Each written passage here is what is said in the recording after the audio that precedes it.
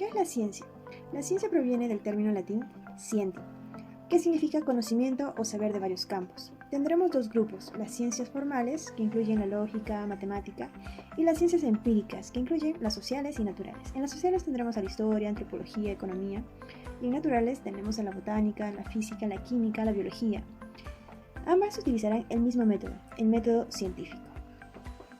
Cuando se habla de ciencia, se habla de un conocimiento válido, que tenga por características una opinión justificada por medio de la causalidad, causa y efecto, dicho por Platón, que sea cuantificada, expresada en matemática, en números, dicho por Galileo Galilei, que sea posible de experimentar y probar, dicho por Comte, que sea falsable, es decir, que lo que se presente otro pueda quitarle la validez por medios experimentales, dicho por Karl Popper.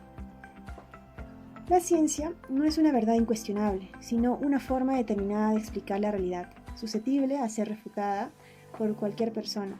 De esta manera, si unas conclusiones de un experimento no se lo consiguen falsar, a la hipótesis planteada se le va a llamar ley. Por lo tanto, vemos cómo la experimentación, tanto por observaciones directas, estadísticas o mediciones por instrumentos, son el elemento clave que caracteriza a la ciencia. La epistemología. La epistemología en la ciencia y el conocimiento va a ser el estudio científico que estudia también cómo se valida el conocimiento y también qué es una pseudociencia. No solo pregunta qué hace científico un conocimiento, sino que trata de estudiar el método, encontrando que existen una multiplicidad de métodos especializados para cada una de las ciencias. Por ejemplo, no se usa la misma metodología para la física cuántica para la física práctica, que para la medicina o otras ciencias. Esta tiene como objeto de estudio a la ciencia y al sujeto llamado científico.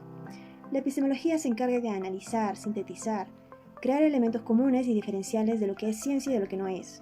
Todo se puede resumir en una frase, que la epistemología es importante porque no es tan importante saber, sino tener una manera para saber si sabes. ¿Qué es el conocimiento científico? El propósito fundamental en la ciencia como en la vida cotidiana es aprender de la experiencia. El conocimiento, término por sí mismo carente de precisión, es un complejo conglomerado de percepción, memoria y habilidad verbal que se adquiere desde la más temprana infancia. El antecedente del conocimiento es la creencia asociada a los atributos de verdad o falsedad. Si se toma creencia como un estado de expectativa corporal o mental, asociado a una referencia externa, y verdad como la satisfacción de la expectativa, como ver un relámpago o esperar el trueno y verificar si éste se produce. Se puede definir el conocimiento de su forma más general, pero más imprecisa, como la clase de creencias verificadas. Verdad es pues un atributo del juicio, verbalizado o no, que designa su grado de correspondencia con lo significado. Gran parte de la práctica filosófica y científica está destinada a reducir el grado de imprecisión en las definiciones de estos conceptos. Sin embargo, ellos contienen también un grado de imprecisión intrínseca. Citamos a Bertrand Russell, que dice que todo conocimiento es en cierto grado dudoso, y no podemos decir qué grado de dudosidad le hace dejar de ser conocimiento, como tampoco podemos decir cuánta caída de cabello hace calvo a un hombre. Teoría del conocimiento de Bertrand Russell.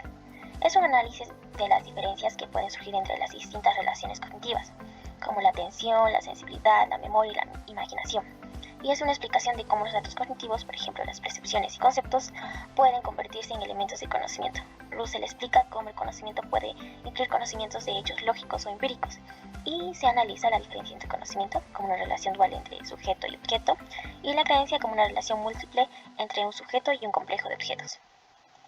En Popper, el conocimiento tiene un carácter provisional, pues la hipótesis de la ciencia suelen ser conjeturas que en cualquier momento pueden ser eliminadas a través del proceso de contrastación fundado en la falsabilidad. Características del pensamiento científico. Es fáctico, trascendente, analítico, claro, preciso, simbólico, comunicable, verificable, metódico, explicativo, predictivo, abierto y útil. Primero que nada debemos saber lo que es una ciencia. Y como hemos visto anteriormente, es un conjunto de conocimientos obtenidos mediante la observación y el razonamiento sistemáticamente estructurados.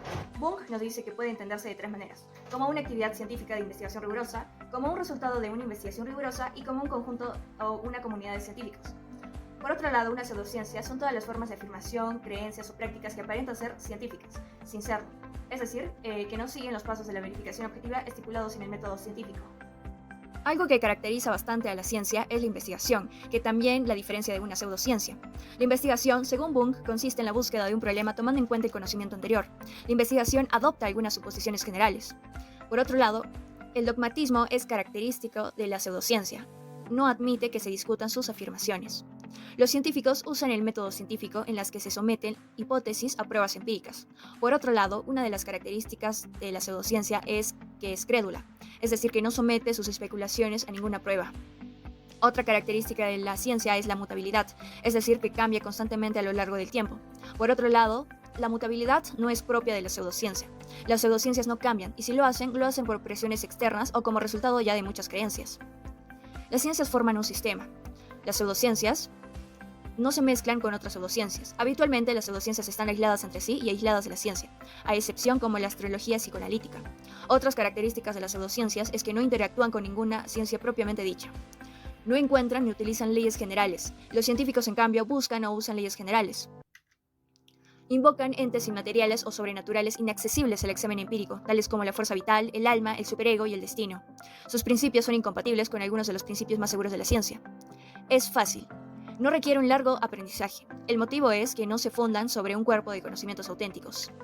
Y algunos ejemplos de pseudociencia son la astrología, la parapsicología, frenología y el psicoanálisis. Karl Popper. El falsacionismo surge en respuesta de una problemática de la época, la crisis del inductivismo. ¿Qué es el inductivismo? Es un método que está basado en la recopilación de casos particulares, observaciones y suma de observaciones por las cuales se induce una ley universal. Pero según Popper, este método presenta problemas, ya que no se puede esclarecer la verdad de un enunciado universal basándose en la experiencia. Al igual que Newton y Darwin, quienes afirmaron haber derivado sus teorías de observaciones, sumando casos favorables para corroborar sus teorías. Y el problema se da en que los casos favorables, divididos entre casos probables que tienden a ser infinitos, siempre nos dará un resultado menor a cero.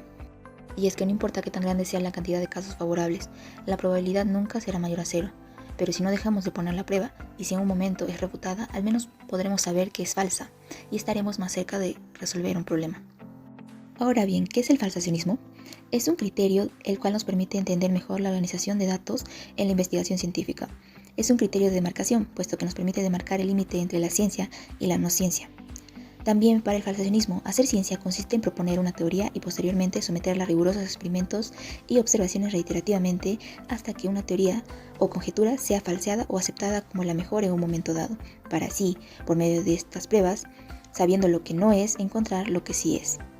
Por eso, cabe resaltar que la ciencia no debe ser un sendero de verdades o certezas, sino un conjunto de conjeturas y refutaciones de esas conjeturas. Método científico. Tanto la epistemología como la lógica de la investigación científica se identifica con la teoría de este método. Según Popper, un método científico sería el deductivo, por el cual deducimos consecuencias observables que se ponen a prueba, dejándonos dos casos. El primero es de ser la consecuencia fallida, la hipótesis se rechaza, y en caso contrario, se repite el proceso con otras consecuencias. El método científico de Popper consiste en la formulación de ideas innovadoras y su sometimiento a rigurosas refutaciones. Popper considera al conocimiento científico como el más importante que tenemos, pero no lo considera como único. La teoría de este método se ocupa de la elección de decisiones, las cuales dependen de la meta que elijamos. La decisión que se propone para establecer dichas reglas adecuadas es lo que se llama el método empírico. Popper llega a una conclusión, la cual es que una teoría del método de la ciencia a un análisis del método crítico. El método de ensayo y error. El método que consiste en proponer hipótesis audaces y exponerlas a las más severas críticas, en orden a detectar dónde estamos equivocados. ¿Cómo se valida el conocimiento científico? El conocimiento científico tiene que tener una validez lógica, por ende debe ser lógicamente válido en cuanto esté compuesta por conceptos, categorías, enunciados, hipótesis, teorías coherentes, necesarias y suficientes. Demanda de un criterio de verdad, es decir, un elemento de juicio que permita discernir las premisas verdaderas de las falsas. Cumple a cabalidad con los principios básicos de la lógica, de identidad, de no contradicción y de tercer excluido. La verdad no depende de forma alguna de la experiencia, sino que es un atributo de carácter universal derivado de las leyes del pensamiento. Sin embargo, solo es aplicable para las ciencias formales, porque presenta dificultades cuando algunos son hechos reales, donde la evidencia empírica puede contradecir las leyes abstractas del pensamiento crítico de verdad. Es el que se basa en la experiencia, entonces se unen y hacen un criterio lógico empírico. La filosofía y la ciencia como formas de conocimiento tienen distintos criterios de validez. Validez en la filosofía. Un conocimiento puede ser reconocido como verdadero en el contexto de la vida ordinaria, no siéndolo en un sentido científico. Validez en la ciencia. El conocimiento válido en el campo de la ciencia supone la aceptación de los mismos por la comunidad científica dentro del ámbito del que se trate, como coherencia con una teoría o dentro de un uso técnico. Concepto de paradigma. El paradigma viene de la palabra griega paradeigma, que significa para, junto, y deigma, modelo. Ahora, Thomas Kuhn refutó a Karl Popper acerca del falsacionismo. Le dijo que la ciencia no avanzaba por medio de la falsación de teorías. Y es que el falsacionismo se basaba en verificar si era verdad o falsa alguna teoría, algo que no lo llevaba a ningún lado. Entonces Thomas Kuhn es donde presenta ahí los paradigmas.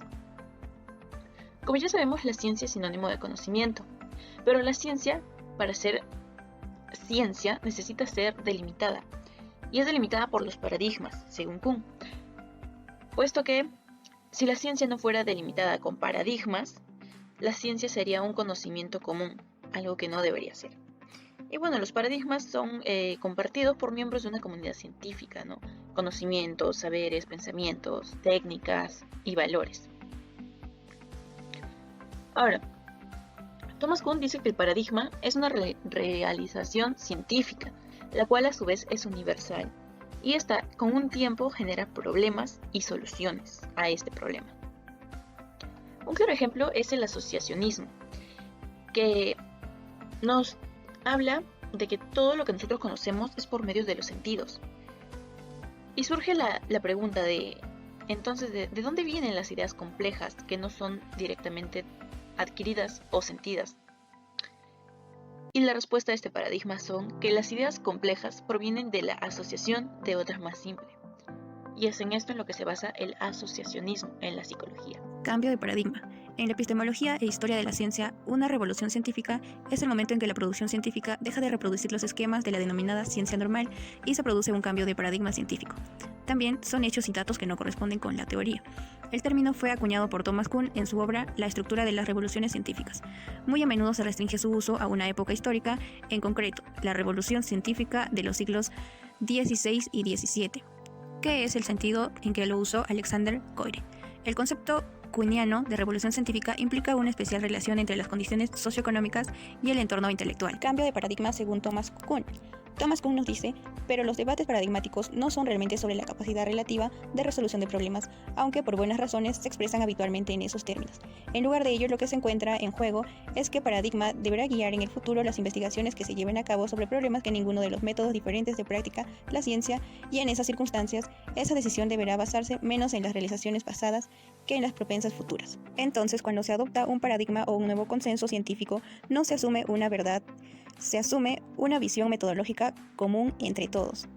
Irme Lakatos nos dice, la luz de la ciencia que había de extenderse a todas las parcelas del conocimiento humano habría de disipar las tinieblas pre-newtonianas y también las eclesiásticas, ómisis. La influencia de la ilustración dogmática intolerante pronto superó a la de su rival escéptica y tolerante, e hizo que germinaron las nociones de la democracia totalitaria. Lakatos también dijo, los principales defensores contemporáneos de la idea de la verdad por consenso son Polanyi y Kuhn. Por último, Paul Feyerabend nos dice, la unanimidad de opinión tal vez sea adecuada para una iglesia, para las asustadas y ansiosas víctimas de un mito, antiguo o moderno, o para las débiles, ya fantásticos seguidores de algún tirano.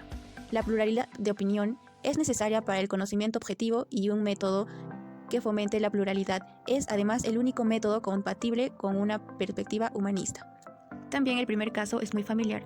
Una teoría hace una predicción numérica determinada y el valor real que se obtiene difiere de la predicción hecha por encima del margen de error previsto. Los instrumentos y su precisión están implicados por lo general en este caso.